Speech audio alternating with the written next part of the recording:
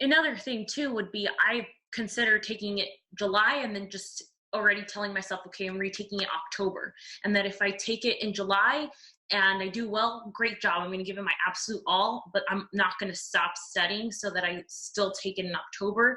And if I love my score, absolutely fantastic. And if not, October is like, but at the same, because I'm not, I don't want to put a timeline. My goal is 170, 172 actually, or I would, and that's really high given what I've been doing as my diagnostic. You know what I mean? It's a really high jump. So that means there might be a lot more in my process that I need to do to get to that score, which for me, I'd rather put in the time now, because I think from the research I've done, the higher you get on that score, I think it pays out. It pays off, especially in law school. It does. There's documentation of this, and a single point on the LSAT could be another $4,000 in value. And if you think about the ROI on that over the course of your entire career being leveled up in that way, it's huge. I mean, getting more scholarship money, $5,000, $10,000 a year, even getting a full ride or getting into a better law school, 170 if you want a top 14, that's not out of reach. And it does take a tremendous amount of work.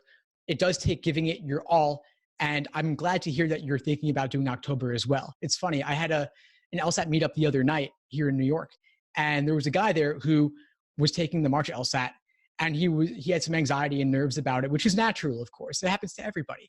And so I said to him, would it kill you to pay the registration fee for June or July now, even if you might not take it, just to have the peace of mind knowing that this is not the only LSAT you have in front of you? Because of course, while the LSAT itself in general is extremely important, no one particular test date is extremely important, especially since law schools do not average multiple LSAT scores. You can retake and retake and retake, and they'll take you with the best one you have. Yeah, that's definitely, for me, I felt like that makes me study with more desire, because I'm not saying this is the only exam I could ever take. I know if I did that, that gives me this anxiety, like you mentioned, that he had, because that's given.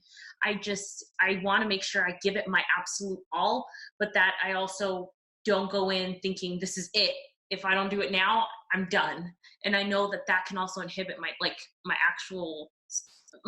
I feel like it can inhibit my actual scores or my success in exams. So I want to make sure like I'm realistic too, because going from a 145 to a 170, but I also feel like I need to take the July exam. So at least I know in those conditions where I'm at and what, kind of like a midpoint, because essentially October is still early enough to do an application. And it would have been, I want to make sure I'm taking care of what I need to take care of. Because really my dream school is UCLA, and you don't get in with anything below, I think, 170.